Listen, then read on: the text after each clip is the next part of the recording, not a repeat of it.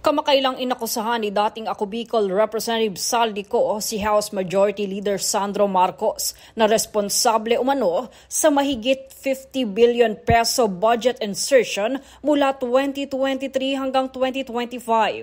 Ayon kay Ko, bahagi umano ito ng mas malawak na modus kasama ang umano'y 8 billion peso na hinihinging pondo ng Presidential Son. Hindi lang po ang Pangulo ang may insertion sa budget.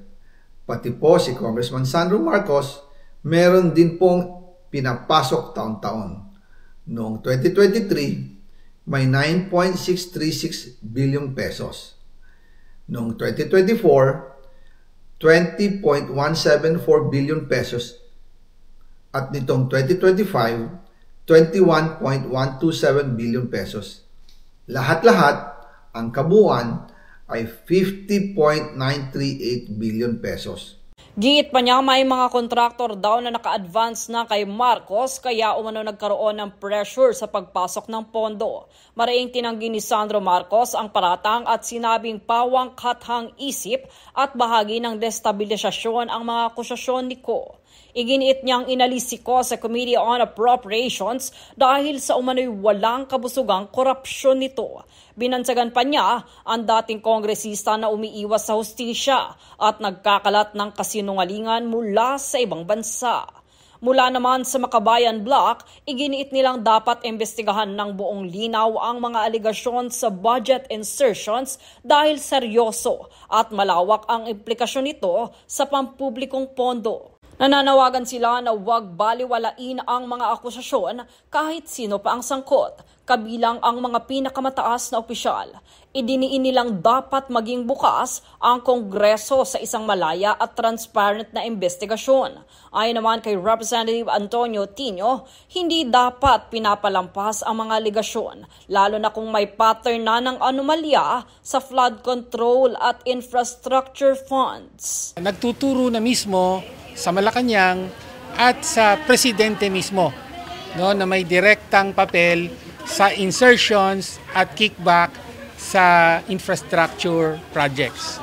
No, kailangang itulak ang investigasyon lalo pa at natutunton na ang mga pinakamataas. Sa panig naman ni Gabriela Representative Sara Elago, sinabi niyang ang serye ng mga akusasyon ay patunay ng pangangailangang repasuhin ang transparency at integridad sa pagbuo ng pambansang pondo. Matagal na namang nananawagan ng taong bayan na ang full accountability dapat magsimula talaga sa tuktok, magsimula sa Malacanang. Kaya nananawagan kami na magkaroon ng thorough, transparent investigation. Dapat may access dito ang publiko sa mga proceedings at matiyak talaga natin na lahat ng sangkot ay mananagot. Ayon naman kay Kabataan Representative Rene Co, kailangan magsalita ng direkta at formal si Saldico kung talagang may hawak siyang ebidensya. Dumadami ang mga sumeseryosong aligasyon laban kay Pangulong Marcos Jr.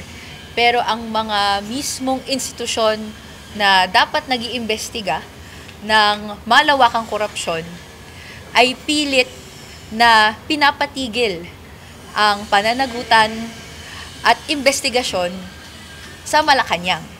Pinalapit nila sa mga alter egos ng presidente. Binigyan din niyang hindi sapat ang mga video online upang mapatunayang totoo ang akusasyon.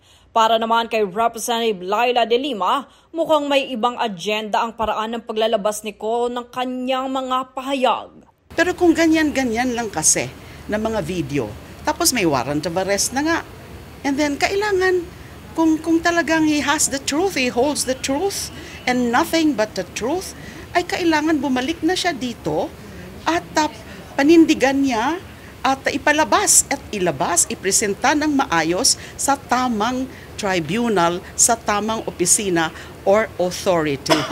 Dagdag pa niya, ang sunod-sunod na video ay nakapagpapalakas sa hinalang bahagi ito ng posibleng destabilisasyon. Sa ngayon, patuloy na lumalalim ang kontrobersya sa budget insertions habang hinihintay ng publiko ang formal na investigasyon at pag-usad ng mga kaso kaugnay ng mga paratang. Jade Buhoy, nag-uulat para sa Golden Nation Network.